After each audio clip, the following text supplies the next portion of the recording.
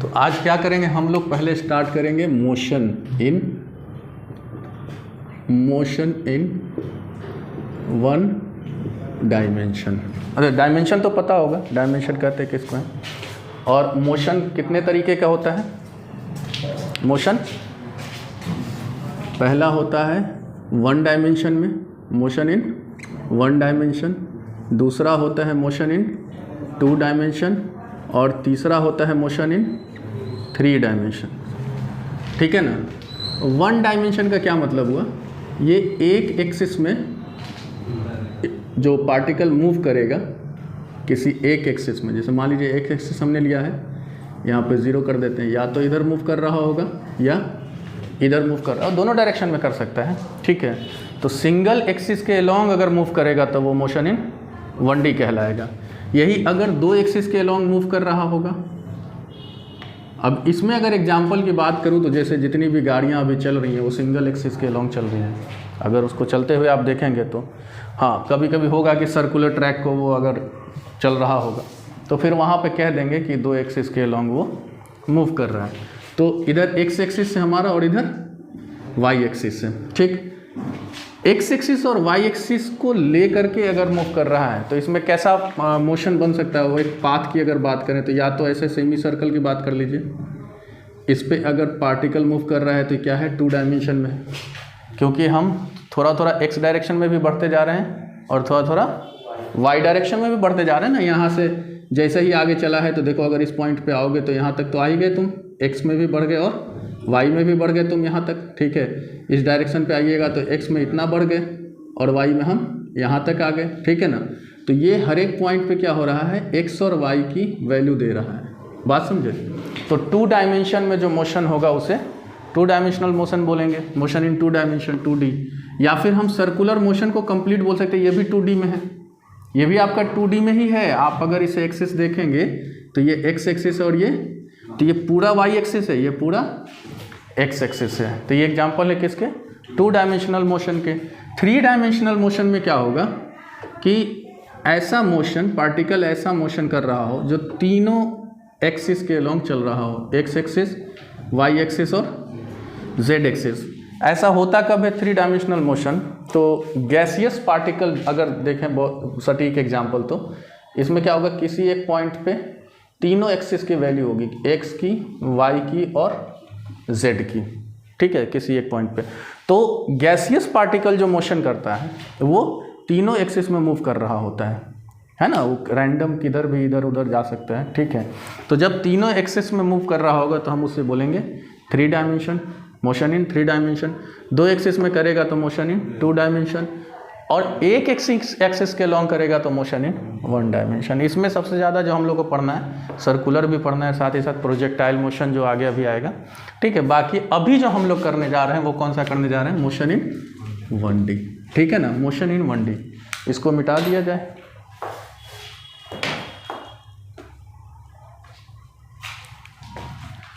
हमने कहा कि मोशन को स्टडी करने के लिए जो चीज़, हालांकि छोटी सी बात है लेकिन जानना ज़रूरी होता है कि रेस्ट को डिफ़ाइन कैसे करेंगे और मोशन को डिफ़ाइन कैसे करेंगे, थोड़ा इसको दिमाग में रखना ज़रूरी है। तो अगर रेस्ट की बात करें, रेस्ट की, ठीक है, तो कोई ऑब्जेक्ट लेते हैं जो अभी यहाँ था, ठीक, और ये ऑब्जेक्ट को हम ऑब्जर्व करने की कोशिश कर रहे हैं कि ये ऑब्जेक्ट जो है टाइम के हिसाब से, मान लीजिए अभी टाइम 0 सेकेंड पे हमने ऑब्जर्व करना शुरू किया। ठीक है। और ये टाइम बढ़ता जा रहा है, 0 सेकेंड के बाद हम चले गए टाइम 10 सेकेंड पे, तभी भी हम क्या देख रहे हैं कि ये स्टॉप है, ऑब्जेक्ट कहीं इधर उधर हुआ नहीं, अपना ये पोजीशन चेंज नहीं किया है। फिर इसके बाद t = 20 सेकेंड पे हमने ऑब्जर्व किया, तभी भी ये पोजीशन चेंज नहीं कर रहा है। तो ऑब्जेक्ट अगर टाइम के रिस्पेक्ट में अपना पोजीशन चेंज ना करे तो उसे किस में बोलेंगे, रेस्ट में बोलेंगे। जो ऑब्जेक्ट टाइम के रिस्पेक्ट में अपना पोजीशन चेंज नहीं कर रहा हो उसे हम रेस्ट में बोलेंगे। इसको एक दूसरे एंगल से भी आप देख सकते हैं कि मान लीजिए सब पहले से ही एक कोई यहाँ पे लोकेशन है, कोई बिल्डिंग है या कोई ऑलरेडी पेड़ है ना, कोई इस तरीके से पेड़ दिया हुआ है, बात समझे। तो मान लीजिए इसको हमने रेफरेंस ले लिया और इसके अकॉर्डिंग हम बोलने की कोशिश कर रहे हैं कि ये अभी हमने जब t = 0 पे देखा था तो ये जो पेड़ से ना 10 मीटर की दूरी पे था, डिस्टेंस पे, 10 मीटर के डिस्टेंस पे ये पड़ा हुआ था। हमने टाइम को बढ़ते हुए इसको ऑब्जर्व करने की कोशिश किया, ठीक, टाइम 10 सेकंड गया, 20 सेकंड गया, तभी भी हम ऑब्जर्व कर रहे हैं तो वो उसी इस पे है, डिस्टेंस पे पड़ा हुआ है, ठीक है ना। तो हम कह देंगे कि इसके रिस्पेक्ट में इसके इस सिचुएशन, इसके पोजीशन में कोई चेंज नहीं आ रहा है, तभी भी हम कह सकते हैं कि ऑब्जेक्ट किस में है, रेस्ट में है। इसी का उलट के हम बोल देंगे कि अगर मोशन की बात करें तो ये ऑब्जेक्ट टाइम के हिसाब से अब क्या देख रहे हैं, मान लीजिए ये ऑब्जेक्ट यहाँ था, है ना, t = 0 पे हमने ऑब्जर्व किया, ये ऑब्जेक्ट यहाँ था। जैसे ही हम t = 10 सेकेंड पे गए, ठीक है ना, तो ये ऑब्जेक्ट कहाँ चल गया, यहाँ पे आ गया। तो अब क्या हो गया, इसके अंदर में पोजीशन का चेंज हो गया, चेंज इन पोजीशन। इसने अपना क्या किया, पोजीशन चेंज किया। थोड़े ही टाइम के बाद हमने देखा अपना इसने पोजीशन चेंज कर लिया। तो इस कंडीशन में हम क्या बोलेंगे कि ऑब्जेक्ट किस में है, मोशन पे। डेफिनेशन समझ में आ रहा है, इसको आप लैंग्वेज में लिख लीजिएगा, ठीक है ना। अच्छा, अब कुछ बेसिक टर्म्स हैं, basic terms related to motion, है ना, basic terms related to motion, और ये ज़रूरी भी है, यहाँ से आपका पार्ट ऑफ कैलकुलेशन स्टार्ट हो जाता है, ठीक। इसमें सबसे पहले है point object, point object, point object. अभी तक आपने देखिए, मैं तीनों चीज लिख देता हूं। पॉइंट ऑब्जेक्ट के बाद हम देखेंगे डिस्टेंस, डिस्टेंस, और डिस्टेंस के बाद देखेंगे डिस्प्लेसमेंट, डिस्प्लेसमेंट, ठीक है, समझ आ रही बात। अभी तक सिर्फ और सिर्फ डिस्टेंस और डिस्प्लेसमेंट पढ़े होंगे, इसका डिस्कशन शायद नहीं हुआ होगा। पॉइंट ऑब्जेक्ट कहेंगे किसको, छोटी सी बात है, बहुत माइनर सी चीज़ है, छोटी सी, लेकिन कभी बाय द वे कहीं आ जाएगा तो जानना तो जरूरी है ना, पॉइंट ऑब्जेक्ट होता क्या है। तो पॉइंट ऑब्जेक्ट किसी ऑब्जेक्ट में, जैसे किसी ऑब्जेक्ट को हम अब जब कंसीडर कर रहे हैं ना, तो उसे पॉइंट ऑब्जेक्ट्स कंसीडर किया जाएगा इस सेंस में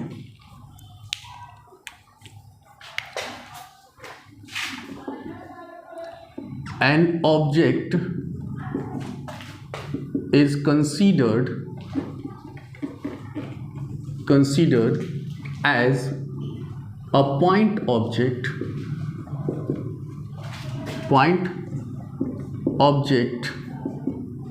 if the size of object much smaller than distance, much smaller than distance। बातें समझ आ रही होगी, है ना। क्या लिखा है कि किसी भी ऑब्जेक्ट को हम पॉइंट ऑब्जेक्ट तब कंसीडर करेंगे जब उस ऑब्जेक्ट का जो साइज है, जो उसने डिस्टेंस कवर किया, उस डिस्टेंस से बहुत ही ज़्यादा छोटा है, बहुत ज़्यादा छोटा है। मैं अगर इसमें एक एग्जाम्पल दूं तो अर्थ सन के चारों ओर क्या करता है ना, अर्थ हमारे इसके ऊपर घूम रहा होता है, गोल चक्कर मार रहा होता है इस तरीके से, ठीक है। सन से अर्थ का डिस्टेंस कितना है, बहुत ज़्यादा होता है, सन से अर्थ का डिस्टेंस बहुत ज़्यादा होता है। उसके डिस्टेंस के कंपैरिजन में अगर बोला जाएगा ना, तो अर्थ को हम पॉइंट ऑब्जेक्ट कंसीडर करेंगे, क्योंकि डिस्टेंस इसके साइज से बहुत बहुत बहुत ज़्यादा है। समझ आ रही बात। तो किसी भी ऑब्जेक्ट को, मान लीजिए कि आपने कोई ऑब्जेक्ट बहुत दूर से लाया है ना, या फिर कोई गाड़ी बहुत दूर से चल के आ रही है, मान लो 1000 किलोमीटर से चल के आ रही है दिल्ली से यहाँ तक, तो वो 1000 किलोमीटर पे आई और यहाँ आके रुकी, तो इस डिस्टेंस के कंपैरिजन में अगर इसको देखेंगे और फिर बताने की कोशिश करेंगे तो ये क्या हुआ, इसके पर्टिकुलर इसकी बात करेंगे तो ये एक पॉइंट ऑब्जेक्ट हो गया, ठीक है। तो पॉइंट ऑब्जेक्ट समझ में आ गया। अच्छा, अब है हमारा दूसरा टर्म है डिस्टेंस।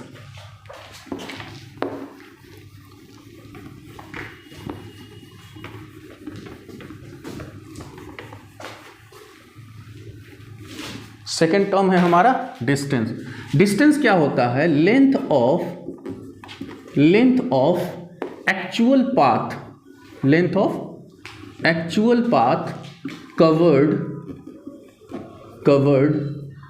By the body. क्या लिखा?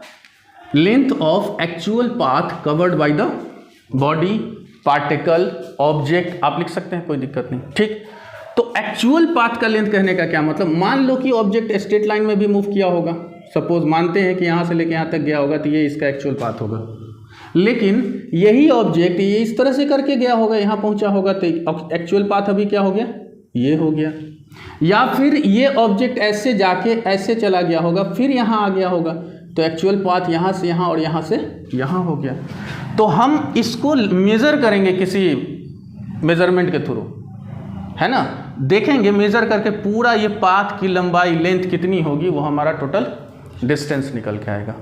तो डेफिनेशन क्या हुआ? Length of actual path covered by an object या फिर कवर्ड बाय द बॉडी, ठीक है। अब है हमारा डिस्प्लेसमेंट। डिस्प्लेसमेंट एक्चुअली में क्या होता है? Shortest distance, shortest distance from initial position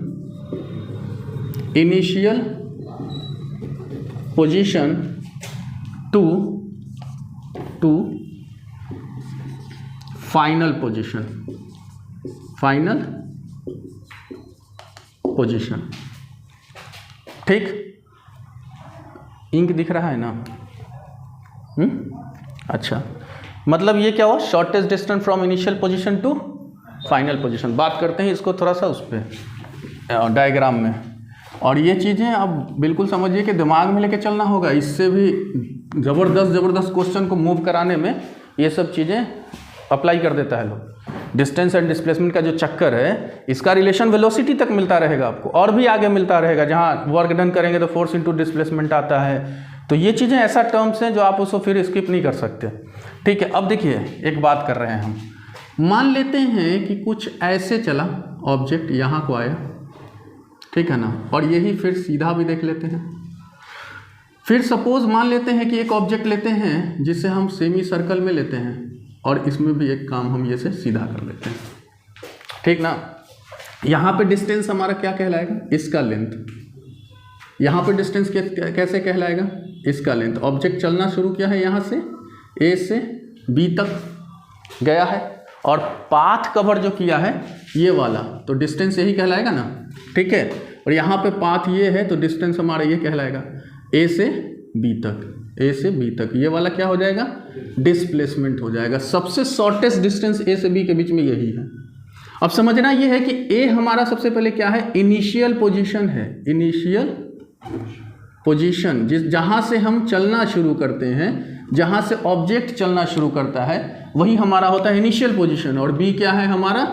final position, ठीक है। बी हमारा है फाइनल पोजीशन। बात सिर्फ इतना, यही सेम बात इसमें है, ठीक। अब यहाँ से एक चीज़ देखिए, समझिएगा, इसके बाद फिर एक बात करेंगे। डिस्टेंस, डिस्प्लेसमेंट जो होता है, डिस्प्लेसमेंट हमेशा ही या तो डिस्टेंस से छोटा होगा या डिस्टेंस के बराबर होगा। बराबर कब होगा? इक्वल कब होगा?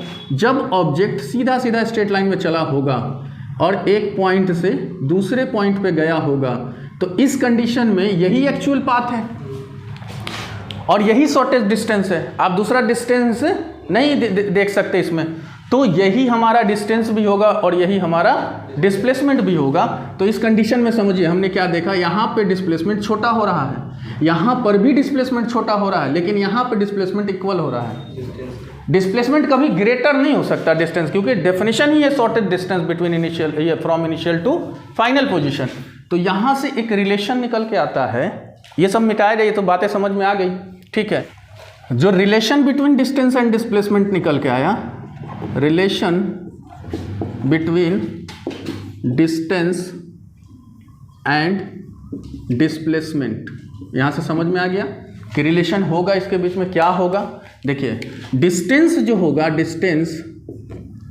डिस्टेंस वो या तो ग्रेटर होगा डिस्प्लेसमेंट से, हो सकता है ना, बड़ा यहाँ पे दिख रहा है, या तो ग्रेटर होगा या इक्वल होगा। किससे?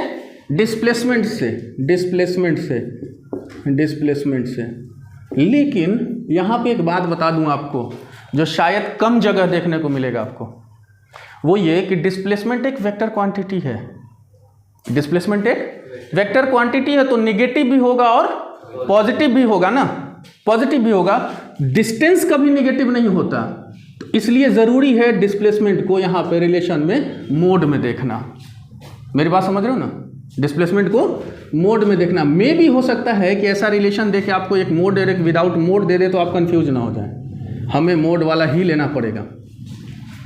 समझ रहे बात को, मोड वाला ही लेना पड़ेगा। अच्छा, एक कंडीशन ऐसा है जहां पे डिस्प्लेसमेंट क्या हो सकता है, जीरो हो सकता है, बट डिस्टेंस की वैल्यू हो सकती है। वो कंडीशन क्या है कि हम जहां से चले, मान लेते हैं यहां से हम चला, यहां गए, फिर ये वापस आके यहीं चले आए, तो हमारा इनिशियल पोजीशन भी यही और फाइनल पोजीशन भी यही। तो इस कंडीशन में डिस्टेंस की वैल्यू ये वाला एक्चुअल पाथ की लेंथ हो जाएगी, length of this actual path जो भी मेजर करके आएगा वो डिस्टेंस हो जाएगा। बट यहां पे डिस्प्लेसमेंट जीरो होगा, डिस्प्लेसमेंट जीरो होगा। ये सर्कुलर में भी होता है, एक ऑब्जेक्ट यहां पे चलना शुरू किया, खूब सर्कुलर घुमा और यहीं पे आ गया, तो यहां पे डिस्प्लेसमेंट क्या हो जाएगा, जीरो हो जाएगा। मतलब ये कि हमें कोई बोले कि डिस्प्लेसमेंट भाई हम चले थे बहुत घूम घाम के आके वापस वहीं पे टिक गए तो कितना क्या, तो जीरो। डिस्प्लेसमेंट का मतलब एक्चुअल हुआ क्या, सेंस में लेके घूमेंगे कि डिस्प्लेसमेंट मतलब डिस्प्लेस कितना हुए, हम जगह को छोड़ा कितना।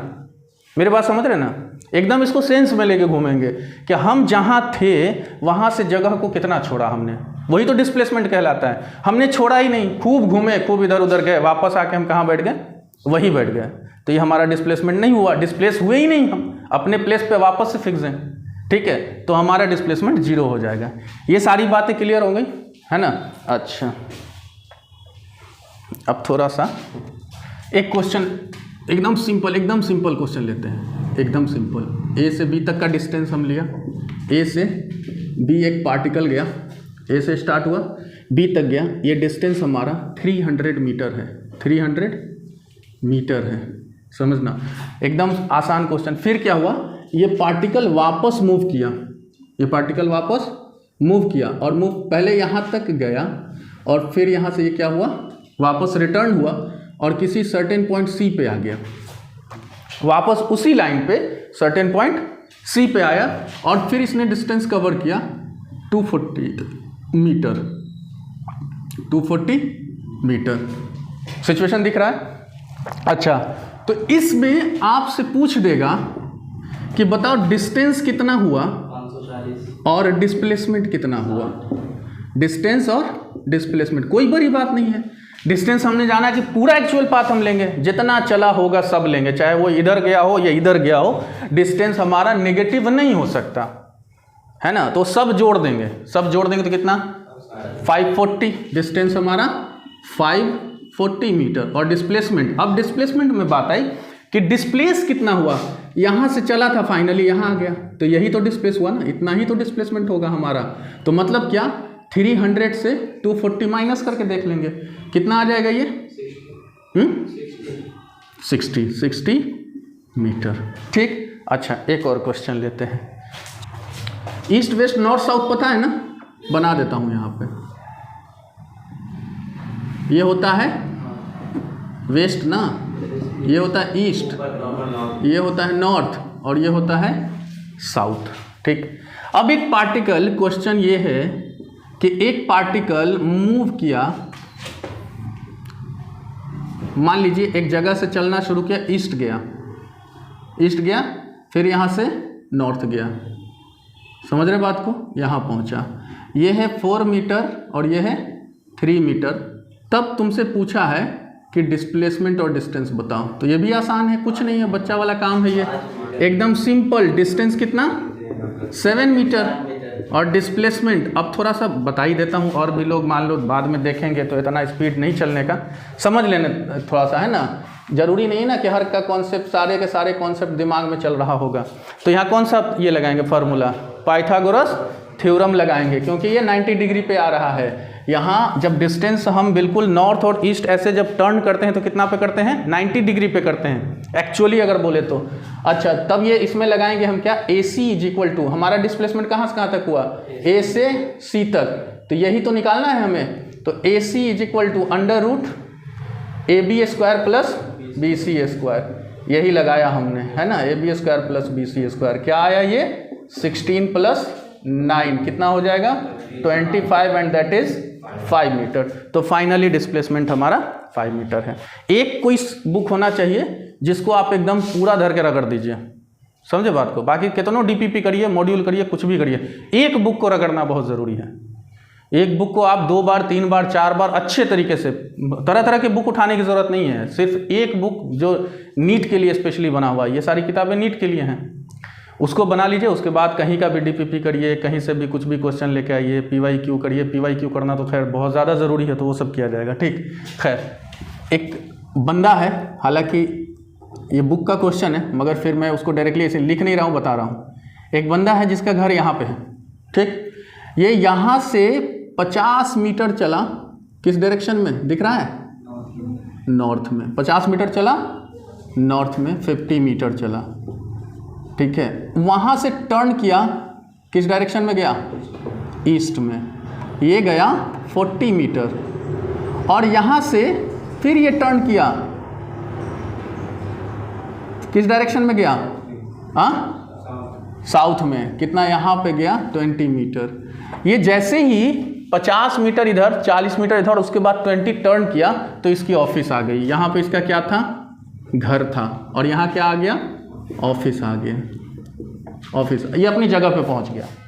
अब आपसे ये पूछा गया कि बताइए कि इसका डिस्टेंस कितना हुआ, डिस्प्लेसमेंट कितना हुआ। तो कोई बड़ी बात नहीं है क्या, कोई बड़ी बात है ना। इसको हम ऐसे देख लेंगे, सीधा सीधा लाइन कर लेंगे ना, इसके ऐसे कर लेंगे लाइन। ये आ गया यहाँ पे, और यहाँ से ये इसकी डिस्प्लेसमेंट होगी। ये पॉइंट अगर ए हम कंसीडर करेंगे और ये पॉइंट कुछ पी कर लेते हैं, चाहे चलो ये बी कर लेते हैं, ये सी कर लेते हैं, ये डी कर लेते हैं, ठीक है ना। तो डिस्टेंस हमारा जो इस कंडीशन में होगा, डिस्टेंस वो कितना हो जाएगा 110 मीटर। अच्छा, डिस्प्लेसमेंट कितना होगा, थोड़ा सा इसमें दिमाग लगाना है। क्या दिमाग लगाना है, 20 यहाँ है तो यहाँ तक 20 होगा ना, तो ये पार्ट जो इतना सा है इसको हम P पॉइंट मान लें, तो AP कितना हो गया हमारा, यहाँ से कर देता हूँ। AP is equal to 50 minus 20, कितना हो गया 30 मीटर। अच्छा, अब हमें करना क्या, इसको छोड़ो, इसको देखो, ये 90 यहाँ पे कर लेते हैं सीधा सीधा, ठीक है ना। तो अब यहाँ पे देखिए PD कितना होगा, 40 के बराबर होगा। PD हमारा 40 के बराबर, यानी 40 मीटर। तो अल्टीमेटली हमें AD निकालना है, डिस्प्लेसमेंट मतलब AD निकालना है, AD है ना। AD कितना आ जाएगा, AD इज इक्वल टू, देखिए AP का स्क्वायर ना, AP का स्क्वायर प्लस PD का स्क्वायर, मतलब 30 का स्क्वायर प्लस 40 का स्क्वायर। कोई दिक्कत, ये कितना आएगा 900, ये कितना आएगा 1600, टोटल कितना आएगा 2500, और ये कितना आ जाएगा 50 मीटर। मतलब ये हमारा डिस्प्लेसमेंट कितना हुआ 50 मीटर, ठीक है। बुक का क्वेश्चन है, आगे चलते हैं हम लोग। मान लेते हैं पहले हमने एक सर्कुलर ट्रैक बनाया, ठीक, सर्कुलर ट्रैक है ये, ठीक है। अच्छा, रेडियस हर जगह सेम होगा, रेडियस हर जगह सेम होगा एकदम। एक क्वाड्रेंट हमने इसमें से ले लिया, सर्कल में से, और हमने कहा ये पॉइंट ए है हमारा, ये पॉइंट ए है और ये पॉइंट बी है। कोई पार्टिकल है जो ए से कहाँ गया है, बी तक गया है, ए से बी तक गया है। क्लियर है ये बात, ए से बी तक गया। अच्छा, अब आप जरा ये बताएं, अगर इसका रेडियस आर है, अगर इसका रेडियस आर है, तो आर के टर्म में ही हम बात करेंगे, आर के टर्म में ही। आप बताइए कि इसमें डिस्टेंस कितना होगा और डिस्प्लेसमेंट कितना होगा। थोड़ा सा सोच के बताओ, बताओ सोच समझ के। हाँ, एक तो ये क्वाड्रेंट है, क्वाड्रेंट मतलब 1/4 ऑफ द सर्कल, अरे 1/4 ऑफ द सर्कल है। अच्छा, डिस्टेंस क्या होता है, डिस्टेंस होता है actual path covered by the body. किधर कवर कर रहा है, सर्कुलर लाइन पे। तो सर्कुलर लाइन पे मतलब सर्कमफेरेंस पे वो कवर कर रहा है अपने डिस्टेंस को, सर्कमफेरेंस पे अपने वो कवर कर रहा है। तो जो डिस्टेंस होगा कहीं ना कहीं सर्कमफेरेंस से रिलेटेड होगा, पार्ट ऑफ द सर्कमफेरेंस है। कितना पार्ट है, 1/4। तो जो डिस्टेंस है हमारा, डिस्टेंस सर्कमफेरेंस क्या होता है 2πr, 2πr, तो 1/4 ऑफ 2πr, यही तो होगा ना। कितना 1/4 ऑफ 2 पाई आर का मतलब 2 पाई आर डिवाइडेड बाई 4, यही तो होगा हमारा डिस्टेंस, यहाँ से यहीं तक तो गया है। तो अल्टीमेटली ये कितना आ रहा है पाई आर कैपिटल ले लेते हैं, पाई आर अपॉन 2 हो गया ये। अब इसमें रेडियस की वैल्यू देगा तो पाई की वैल्यू हम फाइंड कर ये रख देंगे और फाइनली हम डिस्टेंस बता देंगे। फिलहाल हमें आर के टर्म में बताना था। अब बात आई डिस्टेंस की, डिस्प्लेसमेंट की। तो डिस्प्लेसमेंट कैसे हुआ होगा, देखो अब क्या लेंगे, शॉर्टेस्ट डिस्टेंस लेंगे, ये शॉर्टेस्ट डिस्टेंस। तो अब तो पाइथागोरस लगा देंगे ना, A B is equal to under root r square plus r square, अरे हाँ कि ना, तो कितना हो जाएगा बताओ, 2r होगा कि r√2 होगा या √2r होगा बताओ। r कॉमन लेंगे आर स्क्वायर, तो r ही तो बाहर, अंदर में तो 1 + 1 2 रह जाएगा ना, वो बाहर कहाँ निकल रहा है वो, तो वो √2r हो जाएगा। अच्छा अब समझो बात को, अगर हम इसी एंगल को हम यहाँ पे लेते हैं, या फिर चलो मिटा देते हैं इसको, क्योंकि थोड़ा सा उसमें ना कॉन्सेप्ट बताना है, ठीक है, मिटा दिया जाए ना। डिस्प्लेसमेंट और डिस्टेंस का भूत एकदम उतार लेना सर से, समझ आ रही बात है ना, उतर जाएगा इंशाल्लाह। कुछ अभी तो इस पर क्वेश्चन भी तो करेंगे ना आगे चल के एक्सरसाइज में।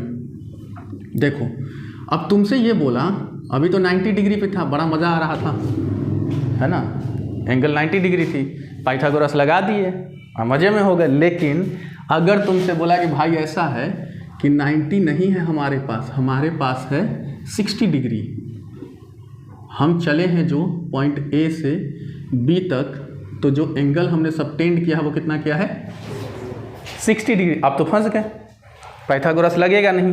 तो अब डिस्प्लेसमेंट का क्या करेंगे, थोड़ा सा बता दो, फिर हम बता दे रहे हैं, है क्या दिमाग में कोई बात। ये तो चलो इक्विलेटरल ट्रायंगल पकड़ा गया, ठीक है, ओके, इसको और ज़रा घुमा देते हैं। चलो हम तुम्हें पहुंचाना चाह रहे हैं, पता है कहाँ, इसका एक जनरल फार्मूला पे। लो अब बताइयो जरा, बताओ। अब तो पकड़ा गए, ठीक। अब क्या होगा, है तो हमें क्या करना है, एक जनरल फार्मूला तैयार करना है। अब वो कैसे तैयार होगा समझिएगा बात को। ये r है, ये r है ना, ठीक है। हम उसे थोड़ा सा वेक्टर फॉर्म में कंसीडर करते हैं, क्योंकि हमें क्या डिस्प्लेसमेंट ही तो फाइंड करना है, तो एक्चुअल में तो हम कैलकुलेशन वेक्टर का ही करने जा रहे हैं, ठीक है। चलो ठीक, तो हम क्या कर रहे हैं, हम ये मान के चल रहे हैं कि ये हमारा एक वेक्टर है, ये एक वेक्टर यहाँ से यहाँ, और फिर ये वेक्टर यहाँ से यहाँ। अब किसी एक साइड से एक वेक्टर ले लो, रिजल्टेंट इसका इधर से ले लो, इधर से ले लो, एक रिजल्टेंट वेक्टर ले लो। यहाँ पे हमने इसको कहा r1 और इसको कहा r2। अच्छा ऐसा क्यों कहा, r तो इक्वल था, तो ऐसा क्यों कह दिया r1 एंड r2? नहीं, r तो इक्वल है ही, हम r लिख सकते थे ना। अरे इक्वल होता है ना रेडियस, इक्वल ही लेना है।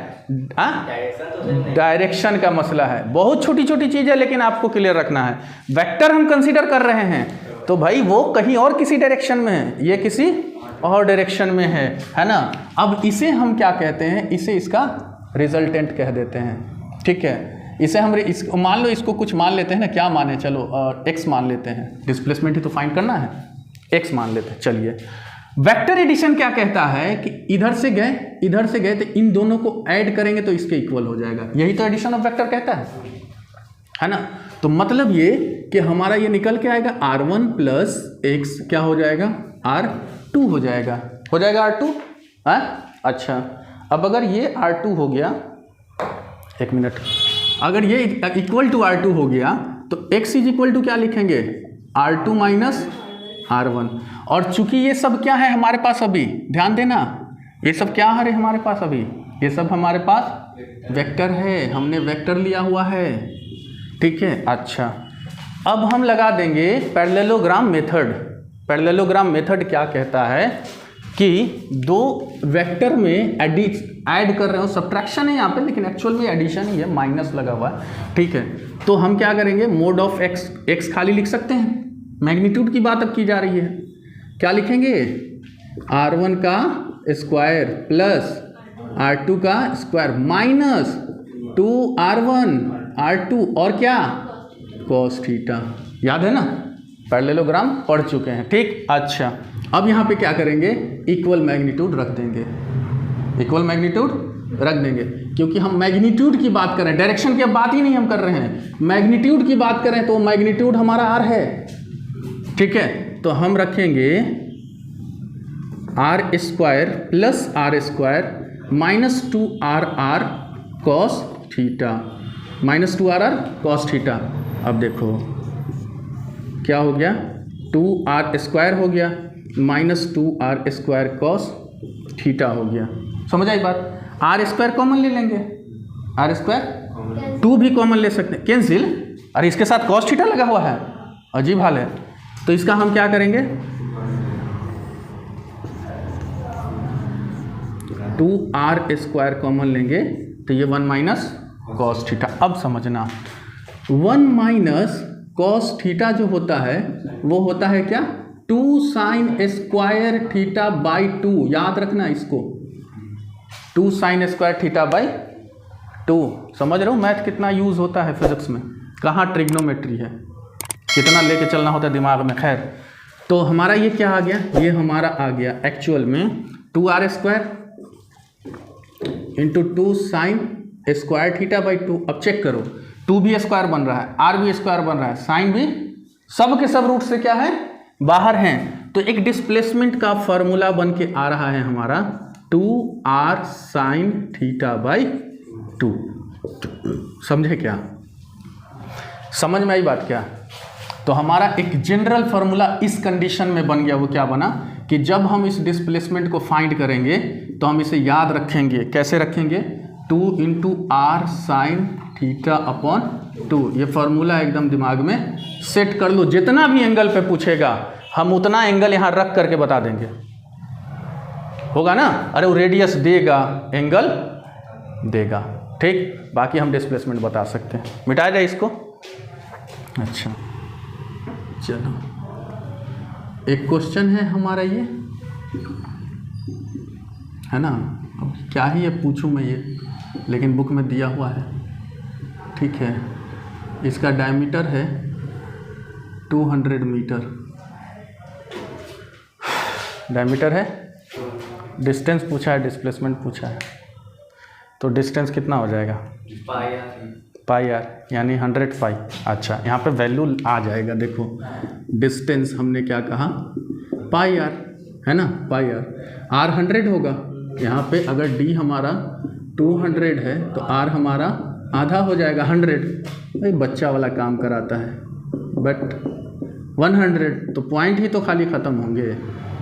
मीटर में कर लेते हैं, मीटर है ना, है मीटर में कर लेते हैं। डिस्प्लेसमेंट कितना हो जाएगा, तो 2 वही तो होगा, डायमीटर ही तो होगा डिस्प्लेसमेंट, 200 मीटर, ए से बी तक शॉर्टेड डिस्टेंस, है ना, 200। अच्छा चलो, अब ये एक क्वेश्चन है कि बोला कि एक एथलीट है, एक एथलीट, बुक का क्वेश्चन है, ठीक है। एक एथलीट है जो इस सर्कुलर पाथ में क्या कर रहा है, वो दौड़ रहा है। हाँ, तो क्या कह रहे थे हम कि एक एथलीट है जो इस सर्कुलर पाथ में वो दौड़ रहा है। इसका जो डायमीटर है दिया हुआ है 200 मीटर, इसका डायमीटर है 200 मीटर। उसने कहा कि एक कंप्लीट रोटेशन, जो एथलीट है, एक complete rotation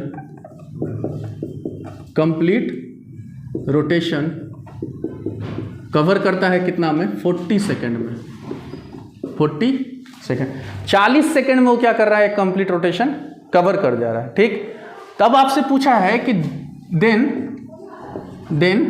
in 2 minute and 20 second में, in 2 minute and 20 second, 2 minute और 20 सेकेंड में आपको बताना है इसका डिस्टेंस एंड साथ ही साथ डिस्प्लेसमेंट। समझो बात को, डिस्प्लेसमेंट, ठीक है।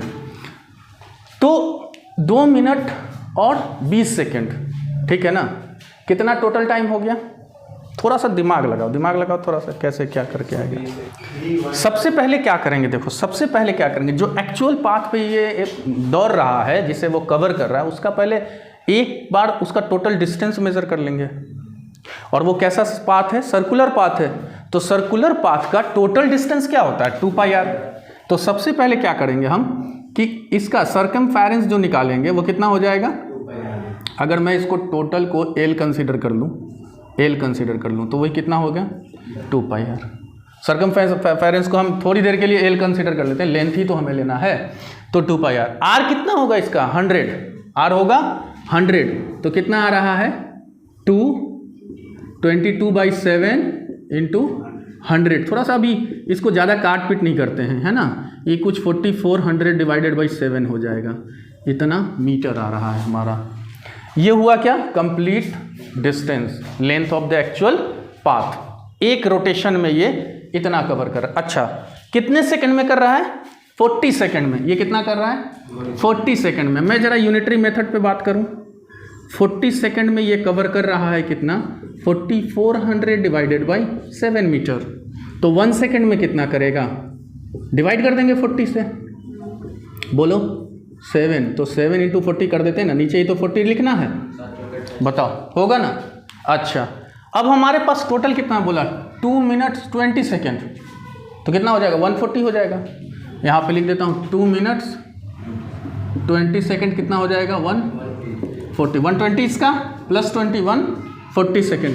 तो हम यूनिटरी मेथड को आगे जब बढ़ाएंगे तो हम लिखेंगे कि इन 140 सेकेंड कितना हो जाएगा हमारा? ये पूरा 4400 डिवाइडेड बाई 7 इंटू 40 और इंटू करेंगे ना ये 140। ध्यान रखना, यूनिट वैल्यू जो आपकी आ जाती है, यूनिट वैल्यू, और जब आप फिर अगला एक मान लो एक में इतना आ गया, ये यूनिट वैल्यू हुआ, और आपको उससे ज़्यादा में पूछ रहा है तो उसको क्वांटिटी को क्या करना होता है? फाइनली यूनिट वैल्यू के साथ मल्टीप्लाई करना होता है। ये यूनिटरी मेथड होता है। क्लियर?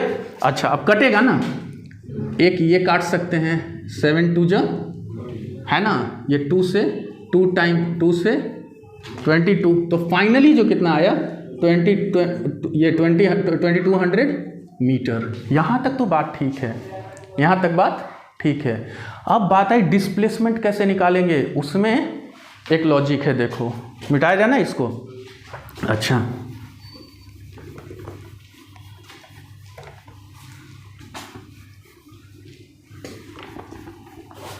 अब देखो उसमें भी हम छोटा सा लॉजिकल कैलकुलेशन के साथ खेलते हैं। चलिए, अच्छा ये मिटा दिया। कंप्लीट रोटेशन हमारा कितने में हो रहा था? कंप्लीट रोटेशन 40 सेकंड में 140 खाली 40 में हो रहा है, 40 सेकंड में। कंप्लीट रोटेशन हमारा सिर्फ 40 सेकंड में हो रहा था। तो 140 सेकंड टोटल है। अब इसको जरा सा ना वैसे चेंज करो, 140 डिवाइडेड बाई 40 कितने टाइम में होगा? 3 टाइम कितना है ना, बचेगा कितना? 20 बचेगा, 20 बचेगा ना। अच्छा, मतलब क्या कि 140 सेकेंड को हम कैसे लिख सकते हैं?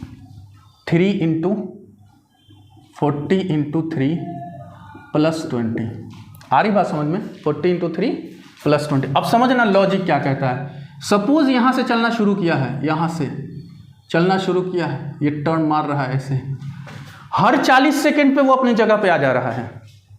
हर 40 सेकेंड पे आ रहा है ना जगह पे, हर 40 सेकेंड में ये रोटेट करके अपने, और जैसे ही अपने जगह पे आएगा डिस्प्लेसमेंट 0, जैसे जगह पे आएगा डिस्प्लेसमेंट 0, तो एवरी 40 सेकेंड डिस्प्लेसमेंट हमारा 0।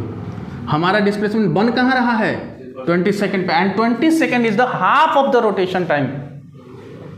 40 सेकेंड है ना कंप्लीट रोटेशन टाइम, तो हाफ रोटेशन पे 20 सेकेंड। मतलब ये 20 सेकेंड में यहां से चला होगा और यहां के रुका होगा, तो डिस्प्लेसमेंट कितना हुआ? डिस्प्लेसमेंट पायर क्यों? हाँ भाई, डायमीटर ना, तो डिस्प्लेसमेंट कितना हुआ बताओ? डिस्प्लेसमेंट हुआ 200 मीटर। क्लियर हुआ ना? है, ये सब चीज़ें कैलकुलेशन आपको लेके चलना है। बाकी चलिए फाइनली हम लोग आगे करेंगे, ठीक।